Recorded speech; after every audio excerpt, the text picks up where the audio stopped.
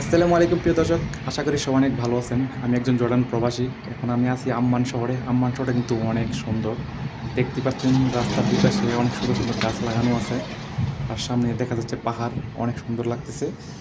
তো একটা কাজের উদ্দেশ্যে বের হলাম, তো ভাবলাম একটু ভিডিও করি। তো যারা আমার এই ভিডিওটি দেখছেন, ভিডিওটি ভালো লাগলে অবশ্যই আমার পেজটি ফলো করবেন। আর যারা ইউটিউব থেকে দেখতেছেন অবশ্যই আমার ইউটিউব চ্যানেলটিকে সাবস্ক্রাইব করবেন। আর না টেনে সম্পূর্ণ ভিডিওটি দেখতে থাকুন।